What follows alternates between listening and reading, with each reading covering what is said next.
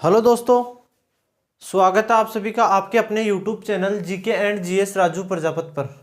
तो कैसे हैं आप दोस्तों? उम्मीद करता हूं आप सभी मस्त होंगे, स्वस्थ होंगे, अपनी तैयारी में व्यस्त होंगे। तो आज का जो हमारा बिंदु है वो मुख्य रूप से जो आज का हमारा बिंदु है वो सवाई जयसिंह के बारे में आज हम अध्ययन करने वाले हैं। लेकिन जो मिर्जा राजा जयसिंह का हमने अध्ययन किया था उसके बीच मिर्जा राजा जयसिंह है उनके बीच में और सवाई जयसिंह के बीच में बेटा दो शासक और आते हैं। उनमें जो पहला शासक है वो है राम सिंह। राम सिंह के बारे में कोई विशेष आमेर के इतिहास में इसका कोई योगदान नहीं है, लेकिन इसका ध्यान रखना है कि जो मिर्जा राजा जयसिंह है उसके बाद में शासक कौन बनता है। तो मिर्जा राजा जयसिंह के बाद में शासक बनता है आपके राम सिंह, और राम सिंह का जो शासनकाल है वो 1667 से जो है आपके 89 के बीच में इसका शासनकाल है। इतनी ही बात ध्यान रखनी है कि मिर्जा राजा जयसिंह के बाद में शासक कौन बना था, तो राम सिंह बना था। राम सिंह के बाद में शासक बनता है बेटा आपके बिशन सिंह। बिशन सिंह का जो शासनकाल है वो 1689 से 1700 ईस्वी तक ईस्वी के मध्य जो है बिशन सिंह का शासनकाल था। और बिशन सिंह औरंगजेब के समकालीन था। औरंगजेब ने इसे जाट नेता राजा राम, धौलपुर शासक, उस समय धौलपुर के जो जाट नेता थे राजा राम के विरोध में बिशन सिंह को किसने भेजा था? औरंगजेब ने भेजा था। अब देखो, बिशन सिंह जो है जाट नेता राजाराम के विरोध में वहां पर जाते हैं, कहां पर? धौलपुर, और राजाराम को पराजित करते हैं। और राजाराम की हत्या किसने कर दी थी? तो बिशन सिंह ने राजाराम की हत्या कर दी थी। इसके बाद में बिशन सिंह की एक बात और है कि आमेर को किलाबंदी किसने की थी? तो आमेर का प्रथम शासक जिसने किलाबंदी की थी आमेर को, तो वो था आपके बेटा बिशन सिंह। बिशन सिंह की और राम सिंह की बेटा इतनी ही बातें हैं।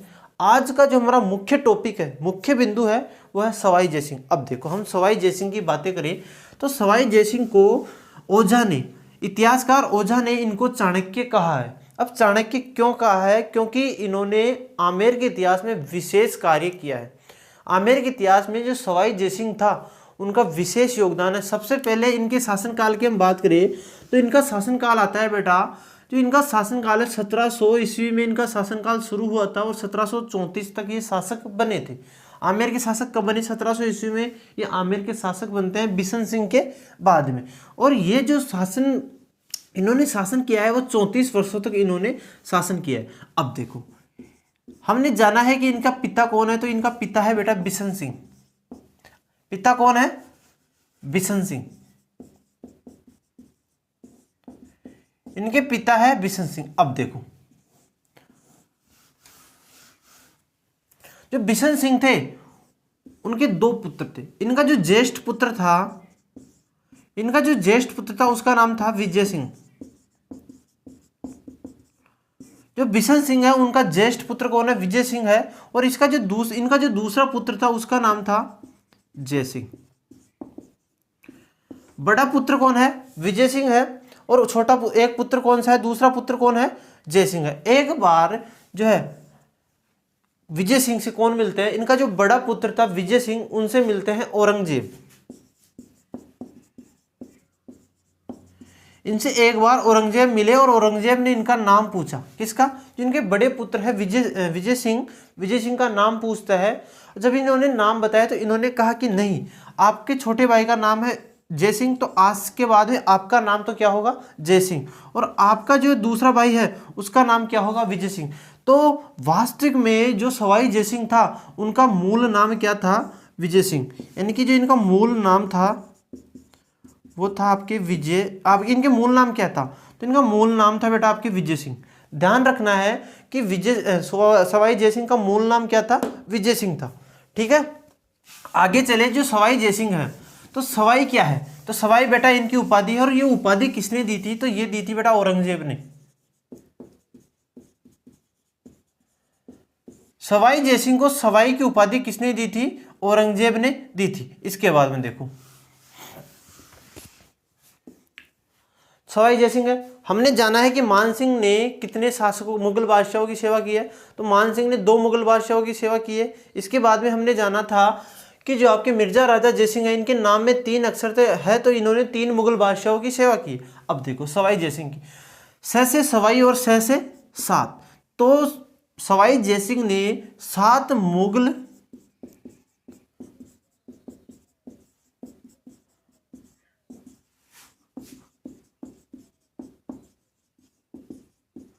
यानी कि जो सवाई जयसिंह है उन्होंने 7 मुगल बादशाहों की क्या की है, सेवा की है। ध्यान रखना कि अब हमने देखा था कि मिर्जा राजा जयसिंह ने 3 मुगल बादशाहों की सेवा की है, जबकि जो सवाई जयसिंह है उन्होंने 7 मुगल बादशाहों की सेवा की है। अब सातों के नाम आपको ध्यान नहीं रखने।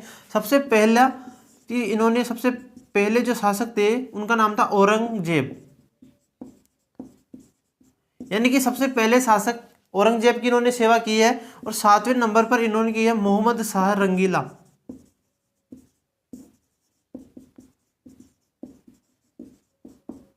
मोहम्मद शाह रंगीला, ठीक है। 7 मुगल बादशाहों में पहले मुगल बादशाह कौन है, औरंगजेब की इन्होंने सेवा की थी। और 7वें जो मुगल बादशाह थे इनके समकालीन वो थे बेटा मोहम्मद शाह रंगीला। अब देखो डॉक्टर ओझा, डॉक्टर ओझा ने जो सवाई जयसिंह है उनको क्या कहा है बेटा, चाणक्य कहा है, चाणक्य कहा है। अब देखो आगे हम बात करें तो इनके समकालीन कौन था, मोहम्मद शाह रंगीला था। मोहम्मद शाह रंगीला ने एक बार सवाई जयसिंह को कहां भेजा, धौलपुर भेजा। मोहम्मद शाह रंगीला, मोहम्मद शाह रंगीला ने जाट शासक चूड़ामन, जाट शासक कौन था उस समय, जाट शासक चूड़ामन के विरोध में सवाई जयसिंह को भेजता है। और वहां पर ये गए और चूड़ामन को ये पराजित करते हैं। और चूड़ामन के स्थान पर जाटों का जो शासक बनाया था इन्होंने, वो बनाया था बेटा आपके बदन सिंह को। यानी कि सवाई जयसिंह को मोहम्मद शाह रंगीला ने जाट शासक चूड़ामन के विरोध में, जाट शासक के विरोध में किसको भेजा था, सवाई जयसिंह को भेजा। सवाई जयसिंह ने जाट शासक चूड़ामन के यहाँ गए, ये धौलपुर में गए और चूड़ामन को पराजित करते हैं। और चूड़ामन के स्थान पर किसको शासक बनाते हैं, बदन सिंह को शासक बनाते हैं। और बदन सिंह को डींग की जागीर देते हैं, डींग की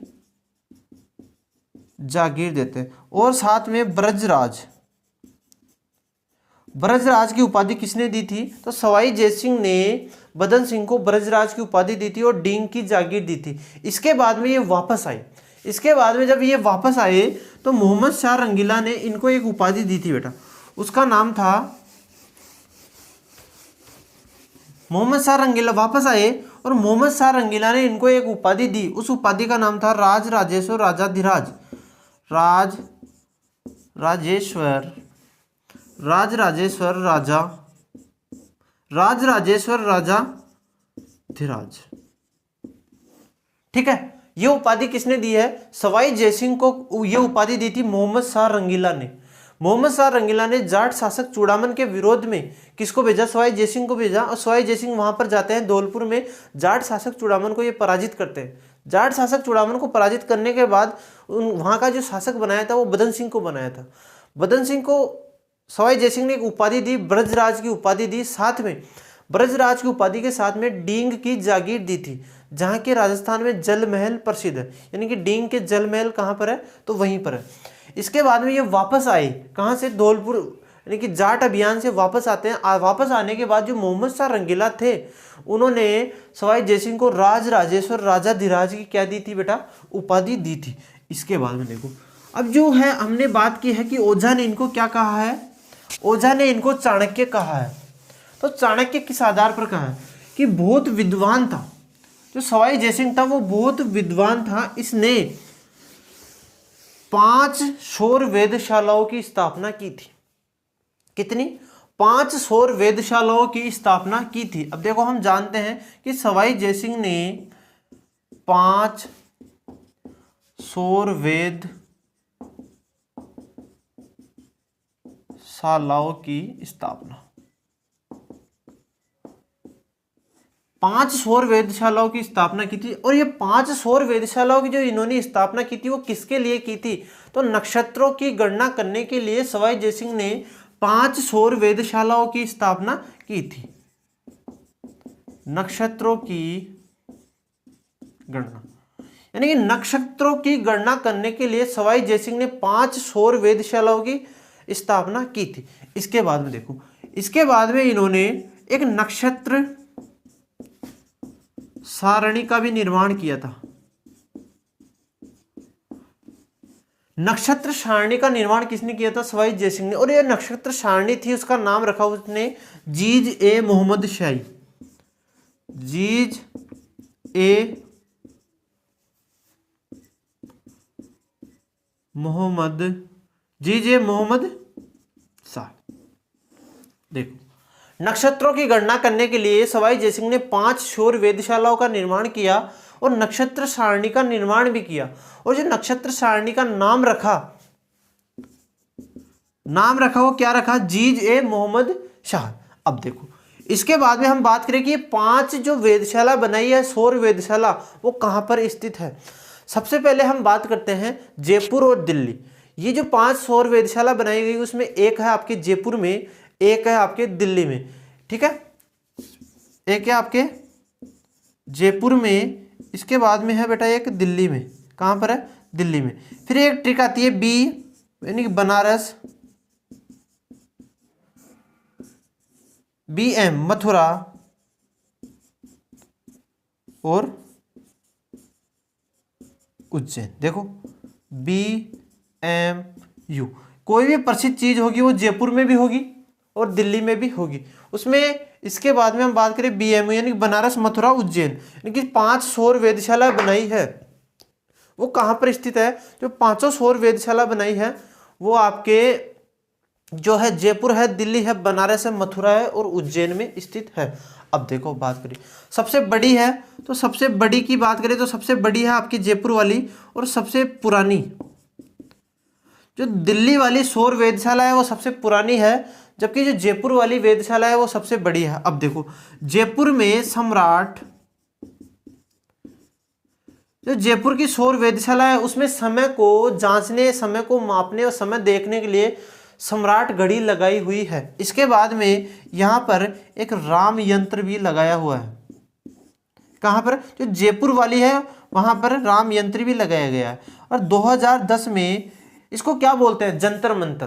क्या बोलते हैं? जो जयपुर वाली है सौर वेधशाला, उसको जंतर मंतर बोलते हैं।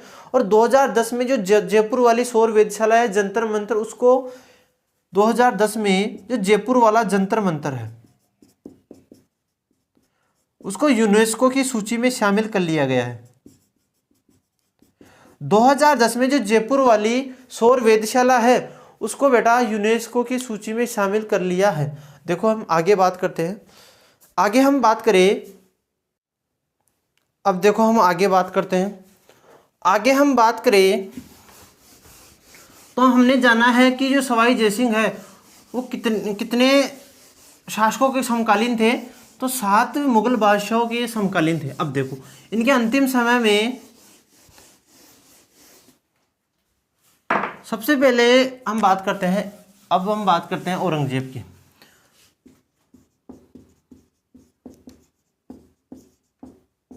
ठीक है, किसकी बात करेंगे? औरंगजेब की। औरंगजेब की मृत्यु होती है बेटा 1707 ईस्वी में। कब हुई थी? औरंगजेब की जो मृत्यु हुई थी 1707 ईस्वी में हुई। और औरंगजेब के बाद में उत्तराधिकारी संघर्ष शुरू होता है। किसके मध्य? आजम और आजम व मुअज्जम के मध्य उत्तराधिकारी संघर्ष शुरू होता है औरंगजेब की मृत्यु के बाद में। अब देखो, जो सवाई जयसिंह था उसने आजम का पक्ष लिया। किसका? सवाई जयसिंह ने आजम का पक्ष लिया। और इसका भाई था जिसका नाम जयसिंह रखा गया था, तो जयसिंह ने किसका पक्ष लिया? सॉरी, विजय सिंह ने। क्या नाम था उसका? जयसिंह का नाम चेंज करके क्या रखा था? विजय सिंह। तो विजय सिंह ने मुअज्जम का पक्ष लिया। दुर्भाग्य ऐसा हुआ कि मुअज्जम हार जाता है और बाद में मुअज्जम क्या बनता है? शासक बनता है। किस नाम से? तो वो बनता है बेटा आपके बहादुर शाह प्रथम। बहादुर शाह प्रथम के नाम से मुअज्जम शासक बनता है। देखो, औरंगजेब की मृत्यु 1707 ईस्वी में हुई। इसके 2 पुत्र थे, आजम व मुअज्जम के मध्य उत्तराधिकार संघर्ष होता है, जिसमें आजम का जो पक्ष लिया था वो सवाई जयसिंह ने लिया था। इसके बाद में इसका भाई था विजय सिंह। किसका? सवाई जयसिंह का भाई है विजय सिंह। उसने मुअज्जम का पक्ष लिया और मुअज्जम बाद में शासक बनता है। शासक किस नाम से बनता है? बहादुर शाह प्रथम के नाम से शासक बनता है। जैसे ये शासक बना, इसने क्या किया? जो अगला उत्तराधिकारी है वो किसको बना दिया बेटा, विजय सिंह को बना दिया। इसका भाई है ना जिसका नाम चेंज किया था, इसका भाई जय सिंह था, उसका नाम चेंज किया था विजय सिंह। विजय सिंह को आमेर का अगला उत्तराधिकारी बना दिया और आमेर का नाम चेंज, आमेर का क्या कर दिया, आमेर का नाम परिवर्तन किया और आमेर को इसका नाम रखा इस्लामाबाद। क्या रखा, आमेर का नाम परिवर्तन किया और आमेर का नाम रखा बेटा इसने इस्लामाबाद। अब देखो हम आगे बात करें तो जो ये था क्या नाम, जो मुअज्जम था उसने अपने भाई आजम के नाम से आमेर पर फरमान जारी कर दिया। तो बेटा ये इसका एक गलत निर्णय था कि इसने आजम का पक्ष लिया और आजम के बाद में शासक बनता है मुअज्जम। तो इस कारण जो है आमेर का नेक्स्ट उत्तराधिकारी किसको बनाया गया, इसके भाई विजय सिंह को बनाया गया। अब देखो हम आगे बात करते हैं, आगे हम बात करें तो आगे हम बात करते हैं सवाई जयसिंह और बूंदी, सवाई जयसिंह और बूंदी का विवाद। ये क्या है, देखो सवाई जयसिंह के एक बहन थी, कौन थी, बहन, और बहन का नाम था अम्र कुंवरी। सवाई जयसिंह के एक बहन थी और बहन का नाम था अम्र कुंवरी, और अम्र कुंवरी का जो विवाह हुआ था, अम्र कुंवरी थी उसका जो विवाह हुआ था बेटा आपके बूंदी में हुआ था। और बूंदी के शासक उस समय थे बुद्ध सिंह। इसके एक बहन है अमर कुंवरी, अमर कुंवरी का जो विवाह हुआ है वो बुद्ध सिंह के हुआ है। अब देखो बुद्ध सिंह के कोई पुत्र नहीं था, क्या नहीं था, बुद्ध सिंह के कोई पुत्र नहीं था। तो सवाई जयसिंह ने क्या किया, बूंदी का जो आंतरिक मामला था, यानी कि इनके जो आंतरिक मामला था उसमें हस्तक्षेप किया और दलेल सिंह हाड़ा को बुद्ध सिंह का क्या बना दिया बेटा, इसने उत्तराधिकारी।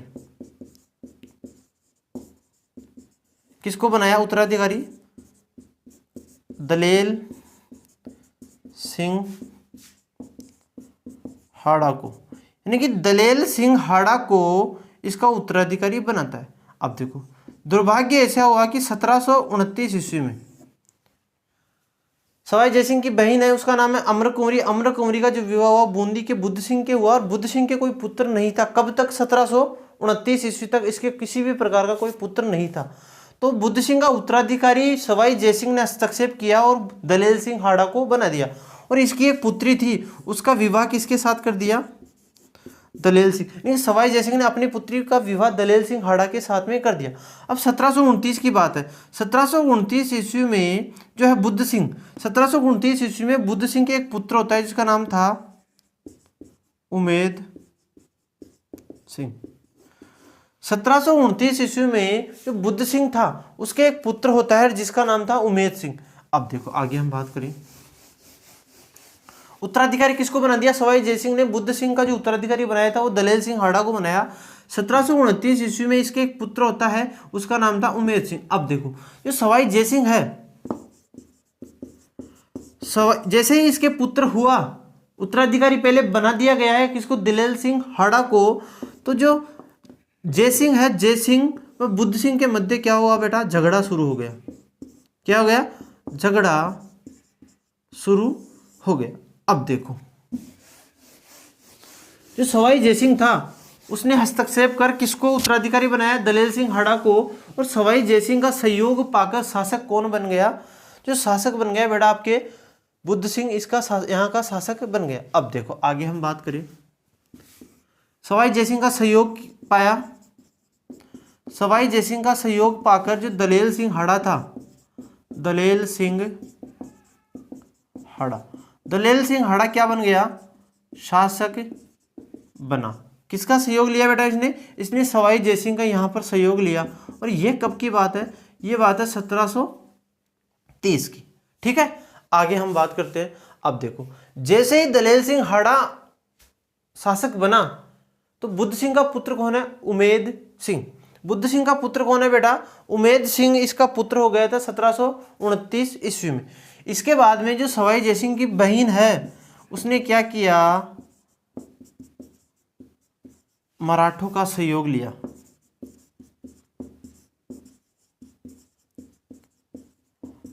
अपने भाई सवाई जयसिंह के विरोध में या विरुद्ध में मराठों का सहयोग लिया।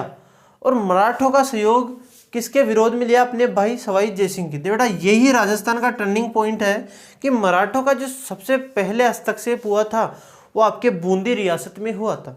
यानी कि मराठे राजस्थान में सबसे पहले कहाँ पर आए थे? तो मराठे राजस्थान में सबसे पहले आपके बूंदी रियासत में आए थे। और किसके विरोध में आए थे? तो सवाई जयसिंह के विरोध में आए थे, क्योंकि सवाई जयसिंह ने अपनी बहन का बहन का किसी भी प्रकार का कोई पुत्र नहीं था, तो इसने क्या किया, वहाँ का जो इसकी बहन का पति था जिसका नाम था बुद्ध सिंह, उसके शासन में जो है इसने आंतरिक हस्तक्षेप किया। इस कारण राजस्थान में सबसे पहले कौन आए थे बेटा? सबसे पहले आए थे मराठा बूंदी रियासत में सवाई जयसिंह के विरोध में। यह इसकी सबसे बड़ी गलती थी। ओझा ने इसे चाणक्य बताया है, लेकिन सबसे बड़ी गलती इसने बूंदी में की। इसके बाद में होगा बेटा देबारी समझौता। क्या होगा? देबारी समझौता। यह होता है समझौता 1708 ईस्वी में। देबारी समझौता क्या था, कब हुआ था, किस किस के मध्य होता, उन सबकी बात करें तो देबारी समझौता बेटा 3 लोगों के बीच में होता है। सवाई जयसिंह, जोधपुर के शासक अजीत सिंह और मेवाड़ के शासक अमर सिंह सेकंड। किसके मध्य हुआ था? सबसे पहले हम मध्य की बात करें कि किन किन के मध्य ये समझौता हुआ था, तो सवाई जयसिंह है आपके, सवाई जयसिंह ये कहाँ के शासक है? जयपुर के शासक कौन है? सवाई जयसिंह। इसके बाद में है अजीत सिंह।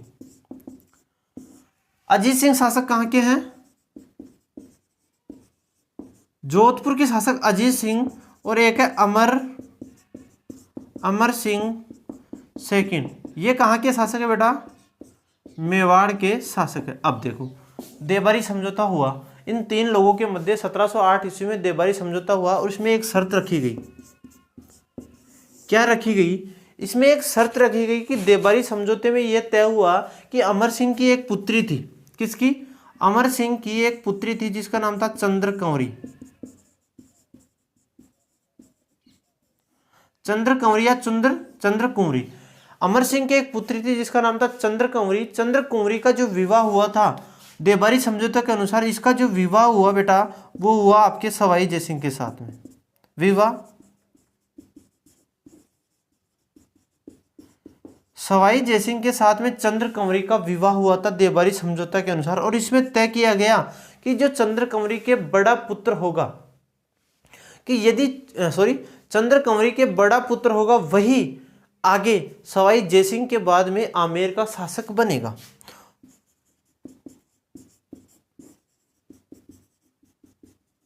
आमेर का शासक कौन बनेगा?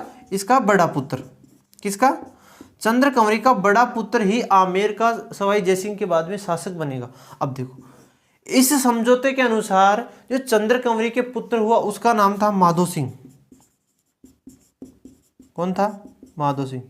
लेकिन समय का कोई विश्वास नहीं, जब माधो सिंह का जन्म हुआ उससे पहले ही सवाई जयसिंह के एक पुत्र जन्म ले लेता है, उसका नाम था ईश्वरी सिंह। कौन था? ईश्वरी सिंह। अब देखो राजपूत परंपरा के अनुसार जो है ईश्वरी सिंह शासक बनेगा। किसके बाद में? सवाई जयसिंह के बाद में। बड़ा पुत्र है, इसका ज्येष्ठ पुत्र है, सवाई जयसिंह का ज्येष्ठ पुत्र है, तो राजपूत परंपरा के अनुसार शासक कौन बनेगा? ईश्वरी सिंह बनेगा। लेकिन 1708 का जो देबारी समझौता है उसके अनुसार शर्त रखी गई थी पहले कि इसका पुत्री चंद्रकुंवरी का पुत्री शासक बनेगा। तो देबारी समझौते के अनुसार तो सवाई जयसिंह के बाद में शासक कौन बनेगा? माधो सिंह बनेगा।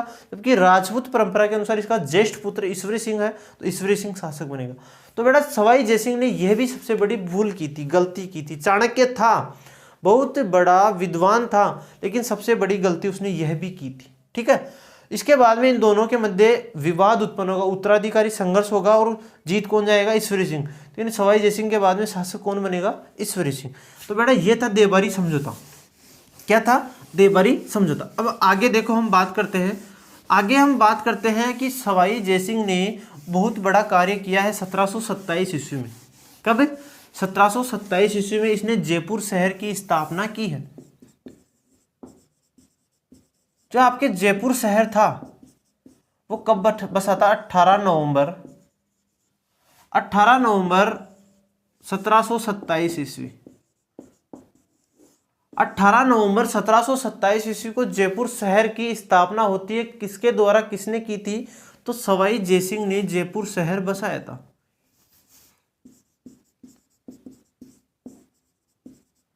किसने? सवाई जयसिंह ने जयपुर शहर की स्थापना 18 नवंबर 1727 ईस्वी को की थी। अब देखो इसकी नींव किसने रखी थी? कि जो जयपुर शहर बनाया है तो इसकी नींव सबसे पहले किसने रखी थी? तो पंडित जगन्नाथ ने। पंडित जगन्नाथ के द्वारा जयपुर शहर की नींव रखी गई थी। इसका वास्तुकार,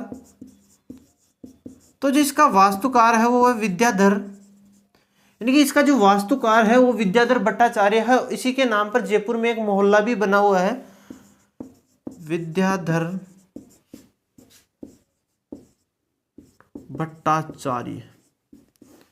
ठीक है, जयपुर शहर 18 नवंबर 1727 को बनाया था किसने? ठीक है, आगे बात करें। जयपुर को क्या कहते हैं? जयपुर को 9 चौकड़ियों का शहर कहते हैं। 9 चौकड़ियों का शहर कहते हैं। इसके बाद में जो जयपुर का इतिहास मिलता है बेटा, जो जयपुर का इतिहास मिलता है आपके, यानी कि जो जयपुर का वर्णन मिलता है वो मिलता है आपके, जयपुर का वर्णन मिलता है बुद्ध या बुद्धि विलास ग्रंथ में। बुद्ध या बुद्धि विलास ग्रंथ में जयपुर का इतिहास मिलता है या जयपुर का वर्णन मिलता है। और जो बुद्धि विलास ग्रंथ लिखा था वो लिखा था बेटा चाकसू के बख्तराम ने, यानी कि चाकसू के बख्तराम ने बुद्धि विलास ग्रंथ की रचना की थी। जयपुर को बेटा पूर्व का पेरिस कहते हैं,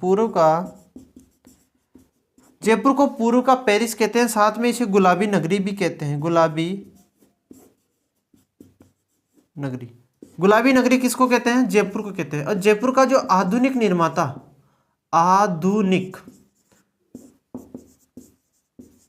जो जयपुर का आधुनिक निर्माता है वो कहते हैं बेटा मिर्जा इस्माइल को, मिर्जा इस्माइल। जयपुर का आधुनिक निर्माण किसने किया था? यानी कि जो जयपुर का प्रकोटा है उसको तोड़कर जयपुर का विस्तार किसने किया था? तो मिर्जा इस्माइल ने किया था। एक बार फिर से देख लीजिए जयपुर शहर की जो स्थापना की है, एक बार फिर से देख लीजिए। जयपुर शहर की स्थापना 18 नवंबर 1727 ईस्वी को सवाई जयसिंह के द्वारा की गई। सवाई जयसिंह के द्वारा जयपुर शहर की स्थापना की गई। इसकी नींव पंडित जगन्नाथ के द्वारा रखी गई थी। इसका वास्तुकार विद्याधर भट्टाचार्य था। जयपुर को 9 चौकड़ियों का शहर कहते हैं। जयपुर का जो इतिहास मिलता है या जयपुर का जो वर्णन किया गया है वो बुद्धि विलास ग्रंथ में किया गया है। और बुद्धि विलास ग्रंथ किसने लिखा था? तो चाकसू के बख्तराम ने बुद्धि विलास ग्रंथ लिखा था। जयपुर को पूर्व का पेरिस कहते हैं, साथ में गुलाबी नगरी जयपुर को कहते हैं। इसके बाद में जयपुर का जो आधुनिक निर्माता है वो कौन है? मिर्जा इस्माइल। मिर्जा इस्माइल के नाम से जयपुर में एक रोड भी बनी हुई है जिसको बोलते हैं MI रोड। ये बेटा जयपुर का जो इतिहास है कि जयपुर की स्थापना किसने की, कब हुई, कैसे हुई, इसका वास्तुकार कौन था, जयपुर की नींव किसने रखी है, इन सभी बातों के बारे में हम जान चुके हैं। अब आगे हम बात करते हैं। देखो इसके बाद में सवाई जयसिंह की एक और घटना आती है, एक और महत्वपूर्ण बात आती है, वो आती है 17/7/1734 की। किसकी? 17/7/1734, यानी कि 17 जुलाई 1734 ईस्वी में जो है सवाई जयसिंह के द्वारा एक महान कार्य किया गया और उसका नाम है हुरडा। हम लिखते हैं हुरडा सम्मेलन। पहले तो हम ये बात करेंगे कि हुरडा है कहां पर। तो हुरडा बेटा आपके कहां पर स्थित है? तो हुरडा जो है वो आपके भीलवाड़ा में है। कहां पर है? हुरडा जो है वो भीलवाड़ा में है। हुरडा सम्मेलन कब हुआ? 1734 में, 17/7/1734, यानी कि 17 जुलाई 1734 को हुरडा सम्मेलन होता है। और ये किसके विरोध में हुआ था? यानी कि विरोध में, तो ये होता है बेटा मराठों के विरोध में। मराठों के विरोध में सवाई जयसिंह के द्वारा 2 कार्य करवाए गए। एक तो हुरडा सम्मेलन किया था, साथ में एक दुर्ग का निर्माण भी सवाई जयसिंह के द्वारा किया जाएगा। जो हुरडा सम्मेलन है वो किसके विरोध में होता? तो हुरडा सम्मेलन जो हुआ था बेटा वो आपके मराठों के विरोध में हुआ था। इसका अध्यक्ष कौन था? सबसे पहले हम बात करते हैं इसका अध्यक्ष। तो इसका अध्यक्ष था जगत सिंह सेकंड। ठीक है। कौन था इसका अध्यक्ष? जगत सिंह सेकंड था। और इसका आयोजन किसने किया था? आयोजन करता कौन था? यानी कि जो हुरडा सम्मेलन का आयोजन करता था वो बेटा आपकी वही है चाणक्य। कौन? सवाई जयसिंह। यानी कि किसके दिमाग की उपज है? सवाई जयसिंह के दिमाग की उपज है। जब हुरडा सम्मेलन हुआ था उससे पहले जो है इसका अध्यक्ष किसको बनाने की घोषणा की थी? तो संग्राम सिंह सेकंड को इसका अध्यक्ष बनाने की घोषणा की गई थी। लेकिन यह जो सम्मेलन हुआ था उससे पहले ही संग्राम सिंह सेकंड की मृत्यु हो गई थी और इसका जो अध्यक्ष बनाया गया था वो जगत सिंह सेकंड को इसका अध्यक्ष बनाया गया था। इसके बाद में इसका आयोजन करता कौन था? जो हुरडा सम्मेलन का आयोजन करता था या किसके दिमाग की उपज थी? तो हुरडा सम्मेलन जो था बेटा आपके सवाई जयसिंह के दिमाग की उपज थी। देखो आगे हम बात करें कि हुरडा सम्मेलन की महत्वपूर्ण विशेषता क्या है। तो हुरडा सम्मेलन में क्या कार्य किया गया? तो कार्य का मतलब है कि किसके विरोध में यह कार्य किया गया था? तो मराठों का यहां पर हस्तक्षेप हो चुका था बूंदी रियासत से, तो उसको रोकने के लिए यह जो है सभी राजाओं को एकत्रित करने का प्रयास किया गया। अब देखो जो जुलाई है तो बरसात का समय है, वर्षा का समय है। तो रामपुरा एक जगह है, रामपुरा, यह तय किया गया कि बरसात खत्म यानी कि बारिश के खत्म होने के बाद में सभी शासक कहां पर मिलेंगे? रामपुरा गांव में एकत्रित होंगे और रामपुरा गांव में हम बैठकर मराठों के विरोध में कोई भी कदम उठाएंगे। अब देखो कि जो ये हुआ था क्या बोलते हैं आपके हुरडा सम्मेलन, इसमें किस किसने भाग लिया था उसके बारे में हम जाने। तो सबसे पहले हम बात करते हैं बीकानेर। बीकानेर इसको हम रब कर ले तो हम सबसे पहले बात करें कि हुरडा सम्मेलन में जो है देखो हम बात करते हैं कि बीकानेर से कौन आया था। तो हुरडा सम्मेलन में बीकानेर से आया था बेटा जोरावर, बीकानेर से आया था जोरावर सिंह, जोधपुर का शासक अभय सिंह, जोधपुर का शासक अभय सिंह, नागौर का शासक कौन था बेटा? नागौर का शासक था भक्त सिंह, भक्त सिंह, नागौर का शासक भक्त सिंह था। इसके बाद में किशनगढ़ की हम बात करें, किशनगढ़ का, तो किशनगढ़ का शासक था आपके राज सिंह। किशनगढ़ का शासक कौन था? राज सिंह। इसके बाद में हम बात करें बूंदी की, तो बूंदी का शासक था बेटा दलेल, वही शासक होगा जिसको बुद्ध सिंह का उत्तराधिकारी बनाया गया था, दलेल सिंह हाड़ा। कौन था? दलेल सिंह हाड़ा। इसके बाद में कोटा, कोटा का है दुर्जन साल हाड़ा। ये बेटा आपके जो है हुरडा सम्मेलन में इन्होंने भाग लिया था। हुरडा सम्मेलन में राजस्थान के किन किन शासकों ने भाग लिया था? तो जो हुरडा सम्मेलन 17 जुलाई 1734 को होता है, इसमें बीकानेर शासक जोरावर सिंह ने भाग लिया, जोधपुर का शासक अभय सिंह ने हुरडा सम्मेलन में भाग लिया, नागौर शासक भक्त सिंह ने, किशनगढ़ शासक राज सिंह ने हुरडा सम्मेलन में भाग लिया था, बूंदी का शासक दलेल सिंह हाड़ा ने हुरडा सम्मेलन में भाग लिया और कोटा शासक दुर्जन साल हाड़ा ने भी हुरडा सम्मेलन में भाग लिया था। हुरडा सम्मेलन कब हुआ? 17/7/1734 को हुआ। किसके दिमाग की उपज है? सवाई जयसिंह की दिमाग की उपज है। इसका अध्यक्ष किसको बनाया गया? तो जगत सिंह सेकंड को इसका अध्यक्ष बनाया गया। हुरडा कहाँ पर स्थित है? तो हुरडा बेटा भीलवाड़ा में स्थित है। और इसके बाद में हमने बात की थी कि हुरडा सम्मेलन किसके दिमाग की उपज है? तो हुरडा सम्मेलन आपके सवाई जयसिंह के दिमाग की उपज है। तो देखो हुरडा सम्मेलन बहुत इंपॉर्टेंट है। हुरडा सम्मेलन की एक एक बात आपके बहुत महत्वपूर्ण है, एक एक बात पूछी जा चुकी है। देखो आगे हम बात करते हैं सवाई जयसिंह की, कुछ आगे की हम बात करें तो सवाई जयसिंह ने 1734 ईस्वी में हुरडा सम्मेलन की क्या है दिमाग की उपज कौन थी? सवाई जयसिंह के दिमाग की उपज थे हुरडा सम्मेलन। इसके बाद में मराठों से बचने के लिए, मराठों से बचाव के लिए राजस्थान में एक कार्य और किया गया हुरडा सम्मेलन के बाद में 1734 में। 1734 में जो सवाई जयसिंह था, सवाई जयसिंह के द्वारा 1734 में नाहरगढ़ या सुदर्शनगढ़ जो दुर्ग था, नाहरगढ़ या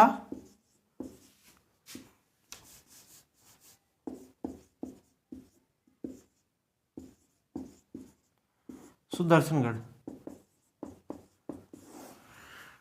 नाहरगढ़ या सुदर्शनगढ़ दुर्ग का निर्माण किसने करवाया था? तो आपके बेटा सवाई जयसिंह ने 1734 ईस्वी में नाहरगढ़ व सुदर्शनगढ़ दुर्ग का निर्माण करवाया था। और क्यों करवाया था इसका कारण हम जाने तो बेटा वो है आपके मराठों के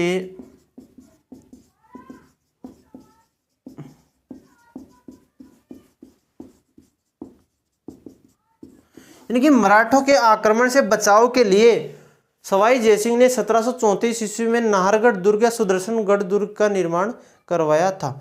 अब देखो आगे हम बात करें तो 1734 के बाद में बेटा आता है 1740। 1740 ईस्वी में पंडित यानी कि 1740 ईस्वी में सवाई जयसिंह के द्वारा जो है एक पंडित थे जिनका नाम था पुंडरीक रत्नाकर। पंडित का क्या नाम है बेटा? पुंडरीक रत्नाकर। पुंडरीक रत्नाकर की देखरेख में अश्वमेघ यज्ञ अश्वमेघ जो यज्ञ करवाया था वो किसने करवाया था बेटा? आपके सवाई जयसिंह ने 1740 ईस्वी में एक पंडित थे जिनका नाम था पुंडरीक रत्नाकर।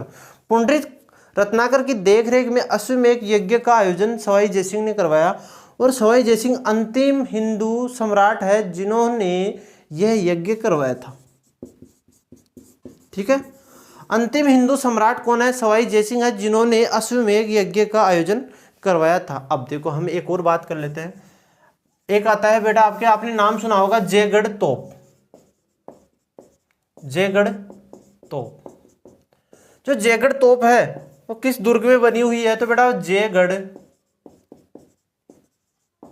जयगढ़ दुर्ग में बनी हुई है। जो जयगढ़ तोप है वो बेटा आपके जयगढ़ दुर्ग में बनी हुई है। अब देखो हम बात करें तो यह है बेटा 20 फीट,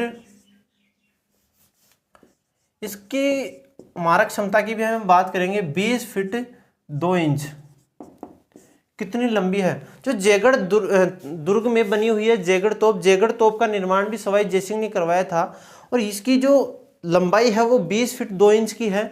और बेटा जो जयगढ़ तोप है वो जयगढ़ दुर्ग में रखी हुई है और एशिया की सबसे बड़ी पहिए पर रखी हुई तोप है।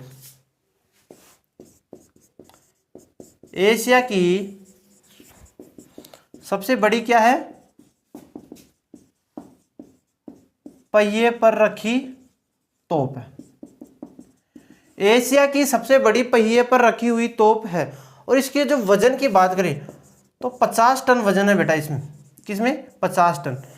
तो क्या जयगढ़ तोप को बनाया गया है तो कभी इसका यूज भी किया गया है? तो हाँ, इसका एक बार यूज किया गया जिसके कारण जो है आपके जब इसको दबाया गया, इसका बटन दबाया गया तो एक तालाब का निर्माण हो गया था। इतनी मारक क्षमता है इसमें कि इसके चलाने से गोले लाव कहां पर है? गोला का बाश, गोले लाव तालाब